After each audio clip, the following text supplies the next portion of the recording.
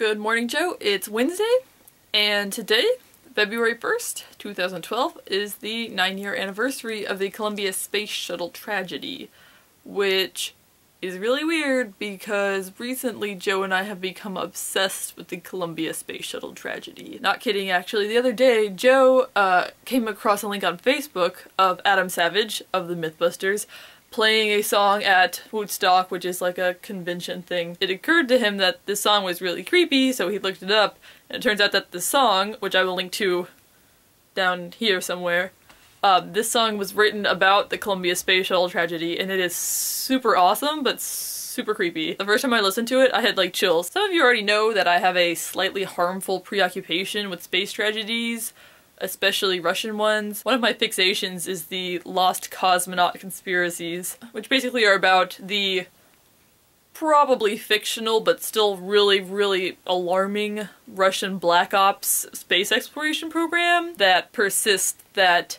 Yuri Gagarin was not the first man in space, but was the first man in space to not die, tragically, and ergo is credited as such. Pretty much the idea is that the Soviet Union had a regular space program, and then they had like a Black Ops space program in which people were sent into space with the instructions, congratulations, you're going to space, when really they were going in these crazy, suicidal, experimental projects that were doomed. I mean, like, there was no way that they were coming back. And I say that most of these conspiracies are probably fictional, but no less creepy. Anyway, the Columbia tragedy in America is pretty much just as creepy, although I admit that it is less so because they didn't really know that anything was wrong until things were really wrong. But still, that spaceship entered the atmosphere at Mach 21 and disintegrated, and the wreckage went from Texas to Louisiana. I actually remember the Columbia space tragedy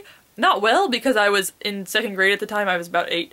But I do remember it because I remember early on that we didn't know what it was. I don't know if we just happened to have the news on when this was all going down or what, but I remember that initially they thought it was a terrorist attack when they saw all this stuff going on in the sky, and then they were like, oh wait, that's the space shuttle. I mean, as an 8-year-old kid, that was alarming to me. Maybe that's why I'm preoccupied with the lost cosmonauts? I don't know. But seriously, for something that's never gonna happen, I sure do spend a lot of time thinking about what it would be like to die in space, because it freaks me out. That song that I'm linking to below, which is by The Long Winters, called The Commander Thinks Aloud, I read a really great Tumblr response to that song. It basically insinuated, like, it's kind of stupid that humans constantly throw themselves into this situation, but it's interesting because they want to know, and so they're willing to do anything to know, even if it means, like, that there's tragedies. So I think that really sums it up. Like, that's kind of part of being a human, is that you're really curious about what's out there just because it's so big and, like unimaginable. But you want to go out there, but when people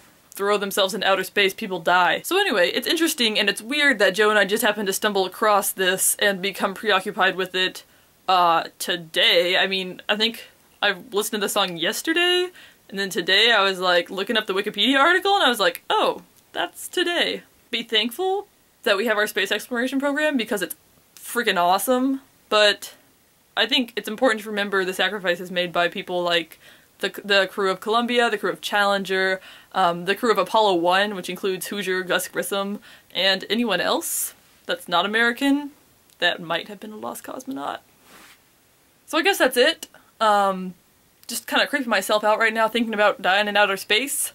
I guess I will see you on Friday.